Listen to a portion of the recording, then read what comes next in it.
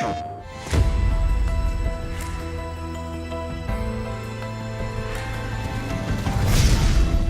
it's been about 6 months since we've launched PS4 Pro, and I'm curious, you pleased with the overall reception? Yeah, the reaction's been pretty good. I mean, some of that's, of course, driven by 4K TV adoption. We're seeing that roughly half of the PS4 Pro users are playing their games on 4K TVs, which means half are using HD TVs. The benefits are pretty good regardless of what TV you're using. For games, I'm particularly impressed by Horizon Zero Dawn. It's quite nice on a standard PS4, but it's gorgeous on the Pro. And for those with PSVR headsets, I highly recommend taking a look at Playroom VR, which is free for anyone who owns the headset, and Farpoint that just released last month. The crispness and detail of the graphics that you get when you play on Pro are astonishing. So what are you hearing from developers regarding PS4 Pro's increased power? When creating new hardware, we do our best to make sure that it's easy for the developers to use. And I've been hearing that it's been pretty quick to get up to speed on Pro, anything from a few weeks to even a few days in some cases. And a number of the game directors that I've talked to have been pretty excited. The high-fidelity games on PS4 Pro will definitely be closer to their vision. For example, frame rate has always been important to Kazunori Yamauchi at Polyphony. With Gran Turismo Sport, he'll be able to hit 60 Hz at 4K on PS4 Pro. 4K gaming, obviously an evolving landscape, right? So curious if there have been any surprises or sort of aha moments as we've rolled out PS4 Pro. I wouldn't call it a surprise, but it was definitely tough going last year at the press conference where we introduced the PS4 Pro. We were trying to show the benefits of a 4K capable console to people who mostly didn't own a 4K TV and couldn't see the graphics that we were talking about. Now that 4K TV adoption rates are up and the Pro is on the market, it's getting much easier to communicate the improvements in the game experience. And undoubtedly, the best way we have to demonstrate that leap in graphics capability with Pro is for people to see and play it for themselves, either at a friend's house or at a show like E3. At PlayStation Experience, we learned about Guerrilla's Decima engine. And I'm curious if there's anything you can share about how it might tap into PS4 Pro's increased power. Decima is the engine behind a few titles, including Riggs, Until Dawn, and now Horizon Zero Dawn. Guerrilla Games is a very talented technical team, and they have the ability to focus just on PlayStation platforms. So Decima is an engine that is customized to use the detailed capabilities of PS4, and now PS4 Pro. Specifically on the Pro, they're using super sampling to support 1080p HD TVs, as well as higher quality texture maps and increased quality of anisotropic texture filtering.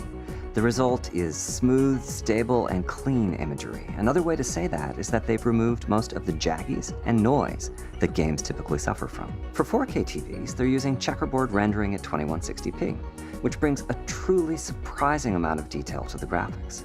And for all PS4s, at all resolutions, Decima has state-of-the-art support for TVs compatible with HDR, which greatly increases the range of color and contrast. It's not something I can describe well with words. You simply have to see it. Speaking of the Decima engine, we also learned that Kojima Productions is going to be using that for Death Stranding. So I gotta ask, is there anything you can share about the game or how it might tap into PS4 Pro's increased power? Kojima Productions is doing more than just using Decima. They're actively contributing to its development. The Decima engine is now a collaboration between the two studios. As a result, I think anyone who saw the Death Stranding trailer last December was probably pretty blown away by the close-up of Mads Mikkelsen and the reality of the graphics on Pro. As for gameplay, I have seen some early work. I haven't gotten my hands on the controller yet, but I can say that the game shows a certain clarity of vision. It is, in the best sense possible, a Kojima game. Another game we're all looking forward to is Spider-Man. What is the team at Insomniac Games saying about how they're planning to leverage PS4 Pro? I'm actually spending a lot of time with the Insomniac team. It's a pretty similar relationship to what I have with Kojima Productions, so I've seen quite a bit of Spider-Man. I don't want to diminish in any way what they're doing for the Pro. It's great, but their number one focus is on gameplay innovation within the Spider-Man universe. For example, how does Spider-Man fight? And certainly with his incredible speed and agility, and of course his webs, there's the potential for a whole different style of combat than you've ever seen before. I'm really looking forward to the next reveal of the title. Getting back to your question about specifics on PS4 Pro, they're using a forward-looking technique called temporal injection that lets them efficiently support 4K displays. The display buffers they're using are 2160p, so it's full-on 4K, and they can then scale down those buffers to create very clean and high-quality graphics for 1080p HDTV owners. Are there any other titles we should be looking forward to in terms of high-end implementation of PS4 Pro support? I'm hearing some great things about Destiny 2, and also Star Wars Battlefront 2, though I haven't had a chance to do a deep dive on the technology behind them just yet. I should point out that 6 months in, we're really only getting started with PS4 Pro. If you think Horizon looks great, just wait and see. Developers have some amazing stuff coming on the Pro. More broadly speaking, you've been in the games industry for years. What does the future of games development look like from your perspective? We've been talking about technology here, but in and of itself, technology is not meaningful. It acquires meaning when it enables the game creators to bring something new and exciting into the world. So I'm happy that the Pro allows less compromises in the creative vision, but at the same time, as a gamer myself, I'm always looking for that tool or technology that'll allow games to go to a whole new level, and to bring that tech to the game's community so that the creators can best take advantage of it.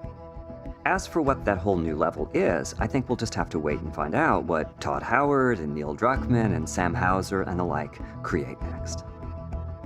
Mark, is there anything you're looking forward to in particular at E3 this week? It'll be quite the showcase for PS4 Pro. All games in the booth will be running on it.